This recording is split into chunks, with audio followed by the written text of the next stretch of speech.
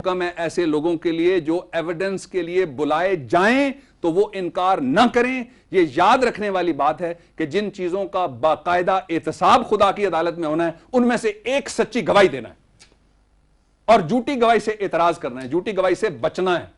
جب گواہی کے لیے بلایا جائے تو سامنے آنا چاہیے. میں ابھی کسی سلسلے میں تھا ملک سے باہر, تو وہاں ایک بچہ جو تھا وہ کھیل کے میدان کے پاس مار دیا گیا. تو ٹیلی ویژن کے اوپر اشتہارات آ رہے تھے. میں چاہتا ہوں میرے معاشرے میں بھی, میرے ملک میں بھی وہ دن آئے جب ایسے اشتہارات آئیں, جب ایسی اپیلیں آئیں. ماں کھڑی ٹیلی ویژن کے سامنے, اس نے کہا کہ میرا 8 سال کا بچہ مر گیا ہے. جس نے مارنے والے کو دیکھا ہے, اس وقت فٹ بال کھیلا جا رہا تھا, یہ انگلینڈ کی بات ہے, اور وہ لائیو جا رہی تھی. اس نے کہا کہ فٹ بال کھیلا جا رہا تھا, بے شمار بچے یہاں موجود تھے, please come forward, please help me, اور وہ رو رہی تھی. یہ خدا کی بھی یہی پکار ہے. وہ ماں سے زیادہ مہربان ہے, اس کی بھی یہی پکار ہے. وہ کہتا ہے کہ جب تمہیں سچی گواہی کے لیے بلایا جائے تو جس کو گواہ کے طور پہ طلب کیا جائے وہ گواہی دینے سے انکار نہ کرے, وہ سامنے آئے, ضرور آئے.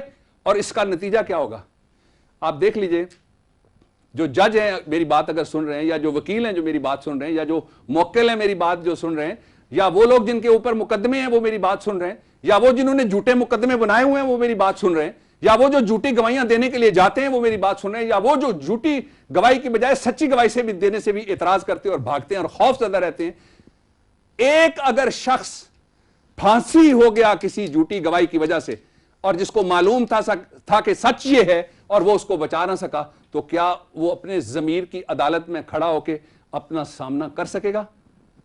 کیا وہ اپنے مالک کائنات کی عدالت میں کھڑا ہو کے اس کا سامنا کر سکے گا کہ میرے علم میں سچ تھا اور میں صرف اس بات سے خوف زدہ رہا کہ میری بے عزتی نہ ہو جائے, میرے تعلقات نہ خراب ہو جائیں, معاشرے میں میری پوزیشن کمزور نہ ہو جائے, اور میں نے گواہی نہیں دی؟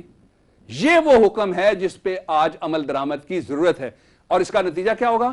بے شمار فالس ایکوزیشنز, سلانڈرز, فالس پروسیکیوشنز, پرسیکیوشنز, جھوٹے مقدمے, بے بنیاد لٹیگیشن جو ہے اس کا خاتمہ ہو جائے گا.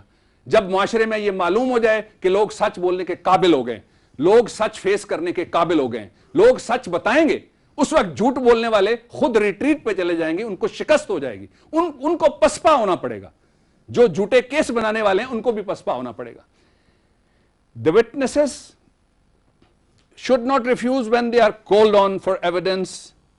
Disdain not to reduce the writing your contract for future period, whether it be small or big. It is more just in the sight of Allah, more suitable as evidence, and more convenient to prevent doubts among yourselves.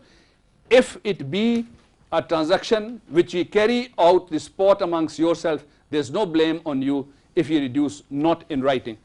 یہاں دو باتیں بڑی important جو ہیں وہ سامنے آئیں. ایک تو یہ کہ اگر کوئی فیوچر ٹرانزیکشن ہے تو اس کو لکھنا جو ہے وہ انوردی نہ سمجھو.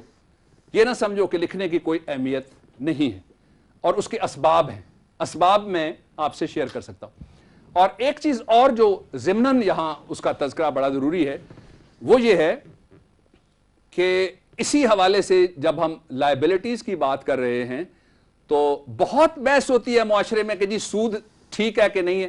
یہ جو بینکنگ سسٹم ہے یہ سودی نظام ہے, کیا اس میں پیسے جمع کرانے چاہیے, اس میں پیسے رکھنے چاہیے یا نہیں رکھنے چاہیے, بینکوں سے سارے پیسے ہمیں نکال لینا چاہیے, یہ پیسے جو جا رہے ہیں میری تنخواہ کے پیسے اگر جاتے ہیں میرے اکاؤنٹ کے اندر جاتے ہیں, وہاں اگر کچھ منافع لگ جاتا ہے کیا یہ حرام ہو گئی؟ یہ بحثیں بہت ہوتی ہیں. ایک چیز کے اوپر معاشرے میں بحث نہیں ہوتی, اور میں آج ایک فوڈ فار تھاٹ دینا چاہتا ہوں, میں یہ سوچنے کی دعوت دیتا ہوں آپ کو بھی اور سارے دیکھنے والوں کی. اس کے اوپر ذرا کل سے سوچنا شروع کیجئے, اور اس کے اوپر جہاں جہاں آپ ہیں ایک بحث کا آغاز کیجئے. ایک آدمی جاتا ہے, وہ کہتا ہے جناب کہ مجھے آپ کی یہ پراپرٹی خریدنی ہے. جب بیچنے والے کو پتا ہے کہ اس کا جائز منافع کتنا ہے تو وہ جائز منافع لے سکتا ہے. اگر وہ اس کو ایکسپلائٹ کرے گا کہ چونکہ ساتھ اس کا گھر ہے, یہ اگر نہیں خریدے گا تو میں نے یہ فلاں آدمی کو دینا ہے جو فلانا کام کرے گا, یہ تنگ ہوگا اس لیے اس سے 5 لاکھ روپے یا 25 لاکھ روپے زیادہ مانگے. اس پہ بھی سوچنے کی ضرورت ہے. کیا محنت کے بغیر اس قسم کا انپروپورشنیٹ اپروپریٹ منافع جو ہے وہ جائز ہے؟ جائز منافع تو جائز ہے. رمضان شریف آتا ہے, ہورڈنگز شروع ہو جاتی ہیں, پچھلے دروازے کے پیچھے رکھو چیزیں, لوگوں کو مت نظر آئیں. فروٹس کولڈ سٹوریجز میں چلے جاتے ہیں, بازار سے آٹا غائب کر دیا جاتا ہے, کھانے پینے کی چیزیں غائب ہو جاتی ہیں, اور پھر ان کو منافع کے نام کے اوپر اسی مہینے میں وہ جنہوں نے 10 دن بعد جا کے عمرہ کرنا ہوتا ہے وہ کمائی کرتے ہیں. امپروپورشنیٹ, ان ایڈوکیٹ, انوارنٹیڈ. فوڈ فار تھاٹ یہ ہے کہ کیا اس طرح کی ایکسپلائٹیشن, منافع قطعاً اسلام میں حرام نہیں ہے, کاروبار قطعاً اسلام میں حرام نہیں ہے. حرام کیا ہے؟ محنت کے بغیر کسی کی جیب میں سے جو کچھ نکالا جائے وہ درست نہیں ہے. ڈاکٹر صاحب قطع کلامی کی معافی چاہتا ہوں. پروگرام کو آگے بڑھانے سے پہلے خواتین و حضرات ایک چھوٹا سا بریک لیتے ہیں اور لیکچر جاری ہے, آپ ہمارے ساتھ رہیے گا.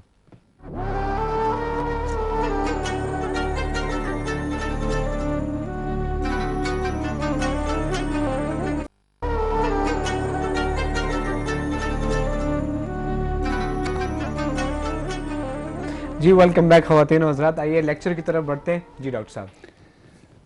اور 2 احکامات اور ہیں جن کے بعد اس بات پہ گفتگو ختم ہو جائے گی. And let neither scribe nor witnesses suffer harm. یہ دوسری طرح کی ذمہ داری ان کو دی جا رہی ہے جو معاہدے کے فریق ہیں, کہ نہ لکھنے والے کو زیر دباؤ لاؤ, نہ اس کو نقصان پہنچاؤ, نہ اس کو دھمکی دو, نہ اس کو رگڑا لگانے کی کوشش کرو, اور نہ گواہ کو اس قسم کا کوئی نقصان پہنچاؤ.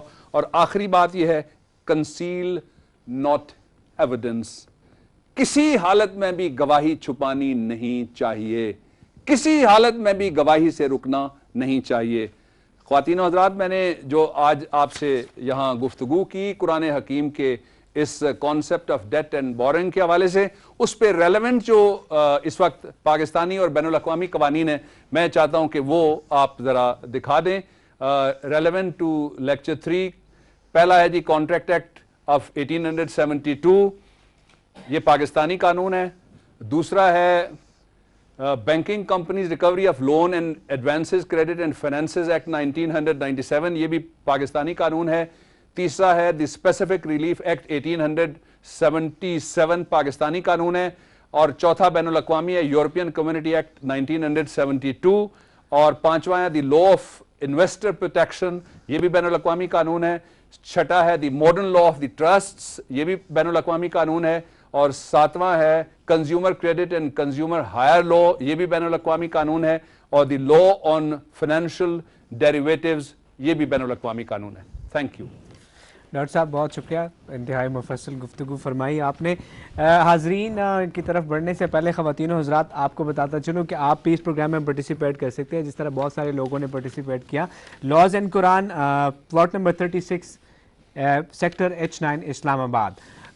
جی اس پہ آپ ہمیں خط لکھ سکتے ہیں. اس کے علاوہ liq@atv.com.p کا آپ ای میل کر سکتے ہیں. بہت سارے خطوط ہمیں آئے, لیکن ان میں سے زیادہ تر جو خطوط تھے وہ تعریف پروگرام کی گئی. تھینک یو سو مچ, آپ تعریف کرتے ہیں, لیکن کوشش کیجیے گا کہ اس پروگرام میں جو ہے آپ سوال کوئی کر سکے ٹاپک کے حوالے سے, کوئی نہ کوئی سوال اگر آپ کر سکیں تو بہت مہربانی ہوگی, نوازش ہوگی. ڈاکٹر صاحب خود آپ کے لیٹرز پڑھتے ہیں سو کائنڈ آف ہم, جیسے کہ میں نے پروگرام کے شروع میں بتایا, اور پھر ہم اس کو جو ہے پروگرام میں انکلوڈ کرتے ہیں. ڈاکٹر صاحب یہ خط ہمیں آیا ہے, ہمیں لبنہ اشفاق نے میٹرول کراچی سے یہ خط لکھا ہے. کہتی ہے محترم ڈاکٹر صاحب السلام علیکم, لاز اینڈ قرآن ایک ایسا پروگرام ہے جس کی کمی ایک عرصے سے محسوس کی جا رہی تھی. ایسا بہترین پروگرام پیش کرنے پر آپ کو اور پوری ٹیم کو بہت بہت مبارکباد. یہ ایک بہترین کاوش ہے اور اللہ تعالیٰ آپ سب کو اس کی جزا دے. اس کے آگے انہوں نے پروگرام کے بہت زیادہ تعریف کی ہے, اور انہوں نے ایک جگہ پہ اینڈ میں بلکہ لکھا ہے کہ دونوں پروگرامز میں آخری پیغام جو ڈاکٹر صاحب نے بہت جامع و مکمل طریقے سے دیا, بہت کچھ سوچنے اور عمل کی جانب راغب کرنے کا پیام تھا. انہوں نے سوال کیا ہے, جی ان کا سوال یہ ہے ڈاکٹر صاحب کہ اسلام عورت کو جو حق وراثت دیتا ہے, معاشرتی زندگی میں اس کی مثالیں کم نظر آتی ہیں. کیا قانون میں عورت کو اس کا حق نہ دینے پر کوئی سزا مقرر ہے, اور اگر مقرر ہے تو اس کا اطلاق کیوں نظر نہیں آتا؟ بہت شکریہ آپ کا. میں آپ سے ہی براہ راست مخاطب ہو جاتا ہوں. پہلی بات یہ ہے کہ معاشرتی زندگی میں جو خواتین کو حقوق نہیں دیے جا رہے وراثت کے حوالے سے, بدقسمتی کے ساتھ اس پہ پاکستان میں کوئی قانون موجود نہیں ہے, اور اگر حق وراثت کسی کو